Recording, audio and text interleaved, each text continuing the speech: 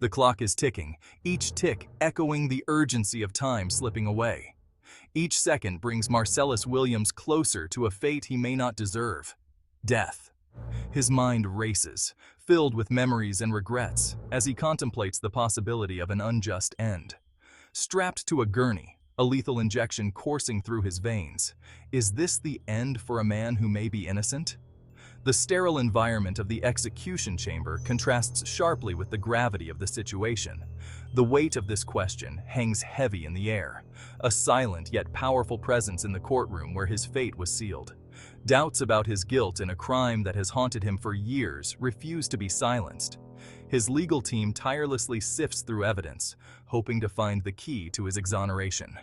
Will justice prevail, or will an irreversible tragedy unfold?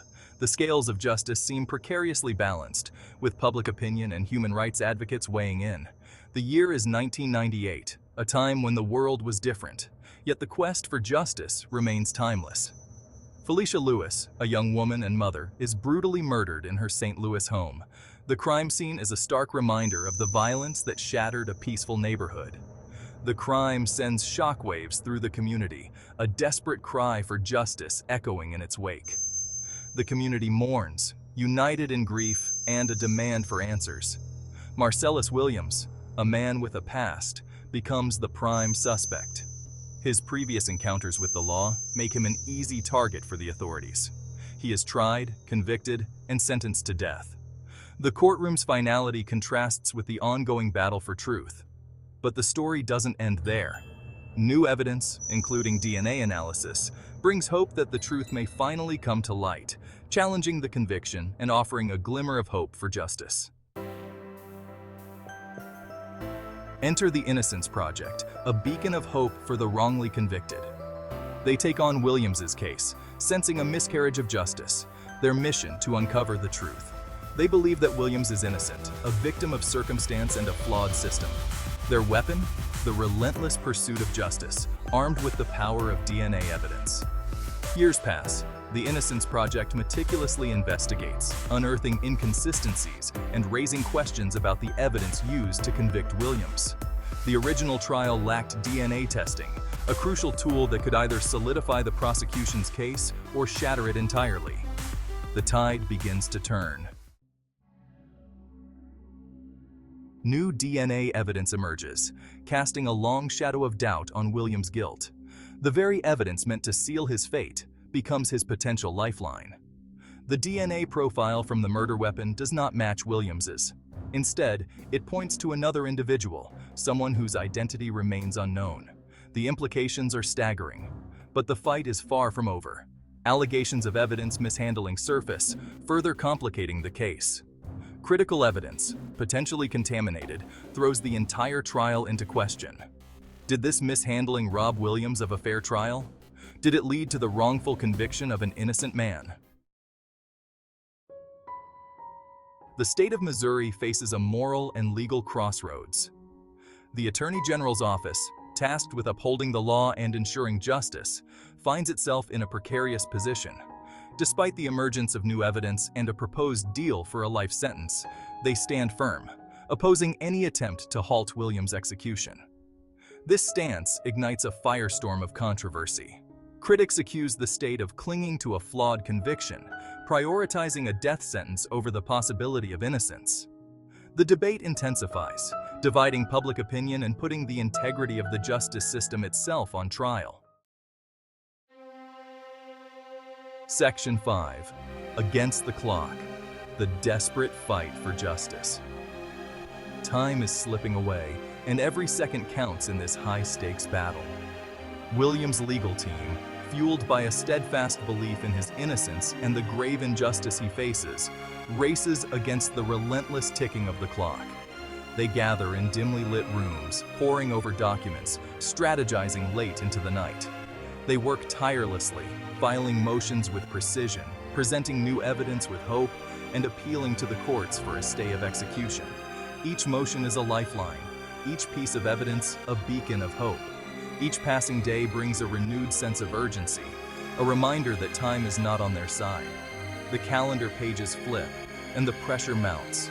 visible in the furrowed brows and anxious glances at the clock. The legal battle intensifies, becoming a high-stakes game with a man's life hanging in the balance. The courtroom becomes a battleground, with lawyers arguing passionately, their voices echoing with determination and desperation. Will they succeed in securing a stay of execution, buying precious time to present their case and prove William's innocence?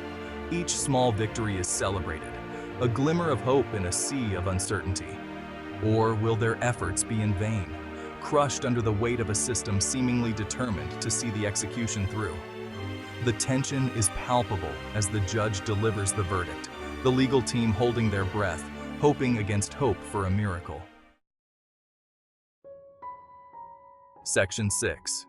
The Weight of Decision. Governor Parson's Dilemma. The weight of a man's life falls upon the shoulders of Missouri Governor Mike Parson. The power to grant clemency, to commute Williams's death sentence, rests solely in his hands. The pressure is immense, coming from both sides of a deeply divided public. Advocates for Williams plead for mercy, urging him to consider the doubts surrounding the case and the irreversible consequences of executing a potentially innocent man. On the other side, those demanding justice for Felicia Lewis implore him to uphold the original sentence, arguing that any leniency would be a betrayal of the victim and her family. Section 7. Last Hope's Refuge. Appeals and Clemency. As the execution date looms, appeals and requests for clemency become Williams's last hope. His legal team prepares for a final stand, exhausting every legal avenue available to them. Their arguments center on the questionable DNA evidence, the allegations of mishandling, and the possibility that a grave injustice is about to be committed.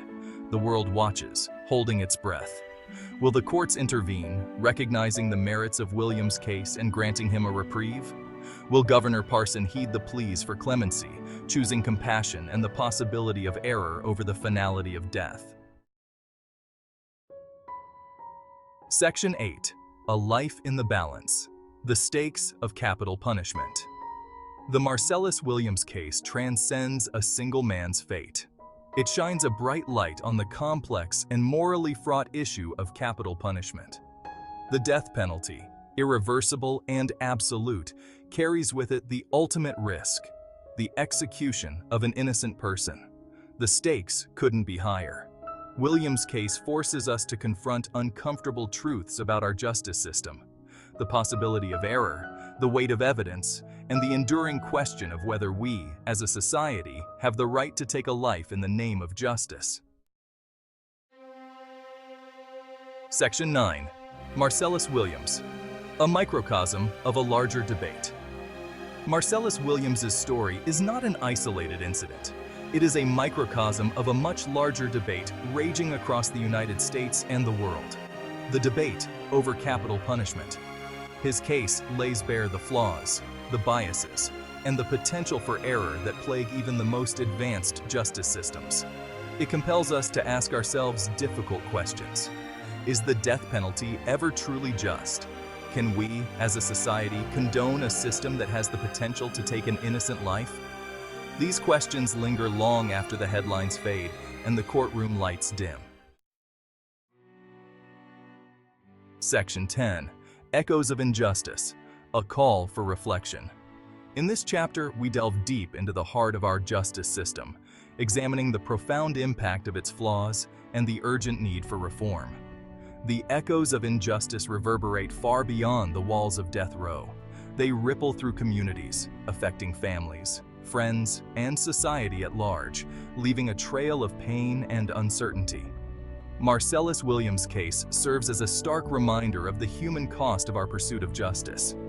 His story is not just about one man, but about the countless individuals who have faced similar fates, caught in a system that sometimes fails to protect the innocent. It is a call for reflection, a plea for a more humane and equitable system that prioritizes truth, accuracy, and the sanctity of life above all else. We must ask ourselves, how can we ensure that justice is truly served? How can we prevent the innocent from suffering? The clock continues to tick. Time is of the essence, and with each passing moment, the urgency for change grows stronger. We cannot afford to wait any longer. The fight for justice, for Marcellus Williams and countless others like him, goes on.